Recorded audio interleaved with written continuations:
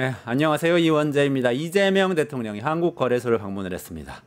주식시장에서 국민생활비가 나오도록 하겠다. 이렇게 말했는데 이게 무슨 말인지 오늘 끝내주는 경제에서 끝까지 파헤쳐보도록 하겠습니다. 끝까지 들어주시고요. 6월 11일 수요일 이원재 끝내주는 경제 라이브 시작하겠습니다. 제일 먼저 오늘 하루 가장 뜨거운 경제 뉴스를 읽도록 우리를 리드해 주실 김우현 리드님 모시겠습니다. 어서 오세요. 안녕하세요. 안녕하십니까? 네, 코스피 지수가 빨갛게 물들었어요. 그 종목들을 보니까 거의 모든 종목이 다 오른 것 같아요. 그 전 거래일보다 35.19%, 1.23% 오른 2,907, 그러니까 3,000 가까이 지금 다다르고 있고요. 종가 기준으로 2022년 1월 14일 이후로 3년 5개월 만에 가장 높은 수준. 이렇게 끝났습니다. 이전에 1년 그래프를 한번 좀 봤더니요. 그래프 좀 보여주시겠어요? 예, 네. 굉장히 흥미로운 게 작년에 이렇게 쭉 미끄러져 내려오고 있었는데 조금 오르다가 뚝 떨어졌다가 왔다 갔다 하다가 그 1, 2, 3 계엄 이후에도 뚝 떨어졌다 좀 오르다가 또 떨어지다가 저 맨 밑에 변곡점이 4월이에요. 윤석열 씨 파면 직후부터 상승하기 시작해서 점점 올라가다가 대선 이후에 훨씬 더 빠르게 올라가고 있습니다. 야, 이런 불은 뭐 계속되면 좋겠는데 개인적으로는 제가 끝장뉴스에서 정치 토크 진행하니까 윤석열 씨 파면되고 이재명 대통령 당선되더니 끝내주는 경제만 진행하기 시작했거든요. 최근에 그랬더니 또 이제 주식시장으로 불이 옮겨 붙어서 뭐 좋은 불이니까 잘 계속 타면 좋겠는데 수익률이 굉장히 높은 거죠. 올해 들어서 코스피 지수가 20% 가까이 상승을 했습니다. 20%? 네, 글로벌 주요 지수 중에서 아주 뭐 가장 높은 수준인데 이거를 좀 좁혀가지고 최근 한 달로 좁혀서 보면요. 네. 인베스팅닷컴이 갖고 있는 코스피 50 지수가 있는데 네. 이게 이제 코스피 200 종목 중에서 시가총액 상위 50개로 제한을 시킨 겁니다. 그러면 한 달 동안 11.88% 한 달 동안 네, 1위입니다. 세계 1위예요. 세계 코스피 1위입니다. 수익률이 코스피 50 지수의 코스피 수익률 50 지수 기준으로 보면 1위. 그럼 세계에서 2위 가장 많이 올랐다. 2위는 코스피 지수. 코스피 지수가 11.43%. 네. 역시 세계 그러면 세계 시장에서 이게 지금 그래서- 한국의 주요 지수 두 개가 이렇게 글로벌 시장에서 1, 2위를 차지한 거죠. 3위는 나스닥이었는데 이게 웬일입니까? 최근 한 달 동안 이런 날이 국장 탈출 몇 년 만에 진흥순이라고 오는 거야. 국장 탈출 진흥순이라는 얘기를 지금 한 몇 달째 하다가 몇 달째인가요? 몇 년째인가 하다가 지금 이런 얘기가 나온 건데 국장 복귀가 지능순 아닙니까? 이제 뭐 그렇게 보면 좋겠습니다. 그래서 아까 말씀드렸다시피 올해 들어서는 코스피 지수가 19.69% 상승을 했는데 세계 8위이고요. 이 작년에 일본, 미국 같이 이렇게 막 주요국 증시가 두 자릿수로 상승을 했는데 우리는 빠졌죠. 네. 그러면서 이게 아주 최악의 성적표다 이런 얘기를 했었는데 올해 들어서 분위기가 반전된 겁니다. 이건 무슨 효과일까? 뭐 여러 가지 사건들이 있었습니다, 사실. 근데 이제 어쨌든 가장 최근에는 이재명 대통령이 조기 대선 국면에서 이 상법 개정 같은 주가 부양, 증시 부양에 대한 얘기를 많이 했었죠. 네. 코스피 지수 5천 가겠다 이런 얘기도 했었는데 오늘 아까 말씀하셨다시피 저 한국 거래소에서 열린 불공정 거래 근절을 위한 현장 간담회에 참석을 했습니다. 그러니까 내용은 불공정 거래 근절을 위한 간담회 가신 거군요. 맞습니다. 그래서 이제 본인이 개미라고 얘기를 많이 했잖아요. 그렇죠. 근데 뭐 오랫동안 자기는 공직에 들어온 이후로는 안 했기 때문에 휴면 개미다. 휴면 개미라고 얘기를 하면서 IMF 때 선물 옵션 막 굉장히 활발하게 투자를 해봤는데 거기서 이제 손해를 많이 봤고 이후로는 우량주에 장기 투자를 했었다라고 얘기를 했습니다. 근데 이제 주목받을 만한 그런 뭐 워딩을 보면 우리가 중국보다도 배당을 안 하는 나라다. 그러면서 이제 다른 나라 같은 경우에는 우량주를 사서 중간 배당 받아서 생활비에도 쓰고 내수에도 도움이 되고 그게 경제 선순환에 결국 도움이 되는데 배당을 해가지고 그렇게 선순환 경제를 이렇게 살리는 그런 구조를 만들 수가 있는데 우리는 안 한다. 근데 저 그거 몰랐어요. 중국보다 정말 배당이 이건 좀 맞아요. 숫자를 확인해 볼 필요는 있을 것 같습니다. 근데 개발도상국들이 원래 배당을 거의 안 하고 좀 선진국이 되면 이렇게 배당을 많이 하고 뭐 이런 거잖아요. 근데 우린 선진국이 거의 됐는데도 배당을 잘 안 하고 있어서 그게 뭐 때문인가, 기업 지배 구조 때문인가 뭐 이런 걱정을 이제 다들 하고 있었던 거죠. 그래서 이제 이 배당을 촉진하기 위해서 세제 개편을 하겠다. 배당을 잘 해주는 기업한테는 소득세를 배당 소득세를 깎아주겠다라는 이야기를 했습니다. 이소영 의원이 낸 상법 개정안이 있는데 거기 35%가 넘는 경우에 그러니까 그 배당 성향은 그 당기순이익에서 배당액이 차지하는 그 비율이죠. 이게 뭐 선진국에서는 보통 한 50% 되고 네네. 개발도상국은 한 30% 되는데 우리나라는 15% 된다라는 이야기를 예전에 제가 뭐 들은 적이 있었는데 그러니까 기업이 장사를 해서 돈이 남은 걸 이제 순이익이라고 하니까 그 이익 중에 어느 정도를 주주들에게 그 해 직접 배당금으로 나눠주는가. 그렇죠.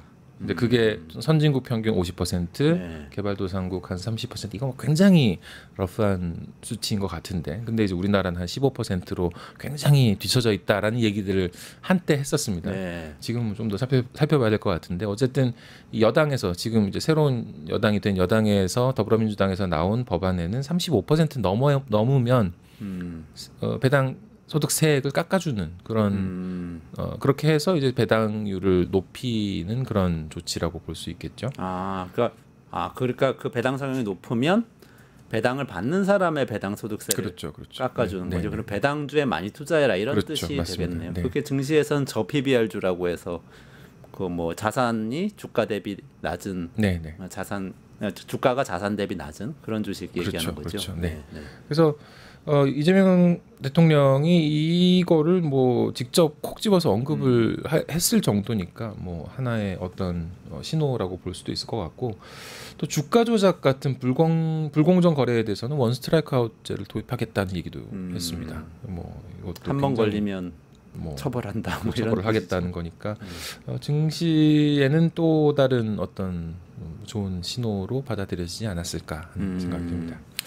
그렇군요. 알겠습니다. 하여튼 뭐 좋은 소식이 이어지면 좋겠고요.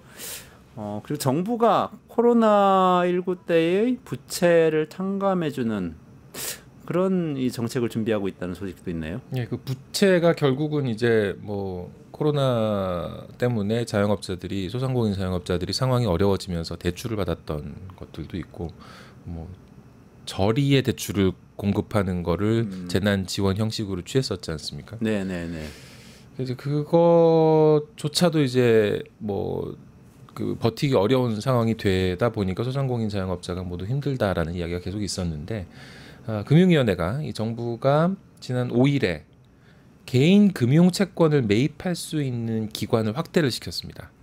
원래는 은행, 제2금융권, 지방자치단체에 등록된 대부업체, 그리고 한국자산관리공사 등으로 이렇게 제한이 되어 있었는데, 이거를 금융위가 소관하는 비영리 법인까지 확대하는 내용입니다. 그럼 이제 비영리 법인이 확대를 하게 되니까 뭔가 좀 위험을 감수하는 그런 장치가 더 확대되고, 이게 어찌 보면은 예전에 이재명 대통령이 직접 언급도 했었고 실제로 성남시장 시절에 실행도 했었던 배드뱅크를 설립하는 방안에 대해서 검토하기 시작한 거 아니냐, 이런 해석도 나오고 있습니다. 배드뱅크가 IMF 뒤에 많이 얘기를 했던 건데 지금 좀 설명을 해주시는 게 좋을 것 같아요. 너무 오래돼서 많은 분들이 지금 귀에는 익숙한데 내용은 기억이 안 나실 것 같아요. 부실 자산을 전문적으로 이렇게 매입하고 그래서 떠안는 거죠. 배드뱅크라는 곳인 거. 나쁜 은행이라는 게 이 은행이 나쁘다는 게 아니라 나쁜 부채들을 떠안는 역할을 한다는 그런 의미인 거죠. 그럼 빚을 지신 분들이 있어요. 그럼 그분들이 빚을 갚기 어려운 상황이란 말이죠. 그런데 그걸 빌린 은행이 있을 거 아닙니까? 그럼 그 은행 부채를 이 배드뱅크가 가지고 오는 건가요? 그 은행의 모든 자산. 부채가 아니라 그런 악성 부채를 가져와서 이 은행의 재정 건전성은 높아지죠. 그렇겠네요. 자산이 못 갚을 돈 빌려줬던 맞습니다. 거를 가져가 주니까.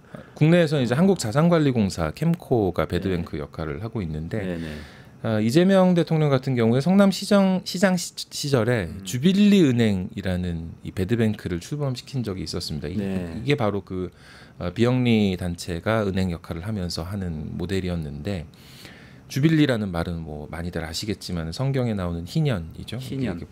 죄와 빚을 탕감해주는 그런 해를 뜻하는 거죠. 그래서 미국에서 있었던 시민운동에서 착안한 용어였고, 우리 그 이재명 대통령이 출범시켰던 주빌리은행 같은 경우에는 금융사에 있는 개인 장기 연체 채권을 원금의 3에서 5% 가격에 사들인 다음에 빚을 전액 탕감하는 식으로 진행을 했었습니다. 그러면 이제 예산이 물론 투입이 돼야 되겠죠. 그러네요. 그 3에서 5%를 정부에서 메꿔주는 건가요? 그러면 그게 어떻게 그러니까 채권을 그 가격에 사들인 그 어차피 못 갚을 그렇죠, 건데 그렇죠. 5% 가격만 주고 예를 들면 1,000만 원 채권이 있다고 그러면 그거를 50만 원에 맞습니다. 사준다. 그래서 이제 민간 비영리 법인을 활용하는 이런 방안이기 때문에 공공기관이 접근하기 어려운 영역에도 어떤 좀 보완적 수단이 될 수 있다 이런 기대는 있는데 뭐 현실적인 어려움들도 계속 얘기가 나오고 있습니다. 첫 번째는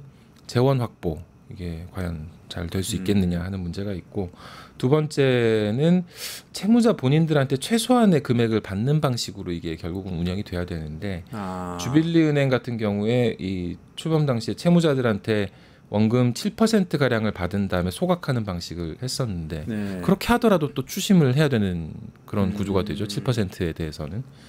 그래서 나중에는 그걸 결국은 조건 없는 소각으로 변환을 시켰습니다. 하지만 그게 결국은 그러면 애써서 이걸 부채를 갚았던 사람들은 뭐가 되는 거냐 이런 뭐 비판도 나오고 해서 이번에 이제 금융위에서 이런 조치를 내린 걸 보고 이런저런 해석이 나오는 상황이 되니까 금융당국에서는 이게 시민단체 배드뱅크를 염두에 둔 건 아니다라고 지금 선을 그은 상태고요. 최종적인 형태를 두고서 논의를 이어가겠다라는 입장을 밝혔습니다. 이 이야기는 앞으로 조금 더 계속 업데이트 해주시면 좋을 것 같습니다. 이거 짧게 말씀해 주셔야 될 것 같은데요. 15세 미만 청소년들의 소셜 미디어를 접근을 제한해야 된다. 이런 얘기가 지금 나오고 있나요? 네, 프랑스에서 마크롱 대통령이 발표한 내용인데요. 유럽 연합 차원의 진전이 없으면 앞으로 몇 달 안에 프랑스에서는 15세 미만 청소년들의 소셜 미디어 SNS 사용을 제한시킬 수 있겠다라는 이야기를 했습니다. 이게 얼마 전에 있었던 그 중학생이 가방 검사하는 교직원을 흉기로 이렇게 찔러 숨지게 하는 사건이 있었죠. 프랑스에서요. 네, 그런 게 있으면서 거기 기다릴 수 없다라는 이제 대통령의 입장이 나온 거고요. 이제 호주에서도 이런 조치가 있었습니다. 그래서 이제 16세 미만 미성년자 소셜 미디어 사용을 전면 금지하는 법을 오는 12월부터 시행을 할 예정입니다. 국가 차원에서 이렇게 미성년자의 SNS 사용을 금지하는 것은 호주가 첫 사례였는데 프랑스가 두 번째 사례가 될지에 대해서도 관심이 모아지고 있습니다. 대통령이 언급했으니까 가능성은 있겠네요. 지난번에 몇 달 됐는데 김혜연 리드님께서 조너선 하이트 책을 소개하시면서 이 많은 이야기를 해주셨는데 그 영상 한번 찾아서 보시면 굉장히 큰 도움이 되실 것 같습니다. 오늘 하루 여기까지 진행하도록 하고요. 김혜연 리드님 여기서 인사드리겠습니다. 고맙습니다. 유튜브 구독하고 실시간 채팅과 댓글을 남기시면 매일매일 7,000TTCO를 드립니다. 참여 방법은 통통물 어플을 다운로드하고 회원가입과 로그인을 해주세요. 마이페이지에서 나의 회원 고유 번호를 복사해주세요.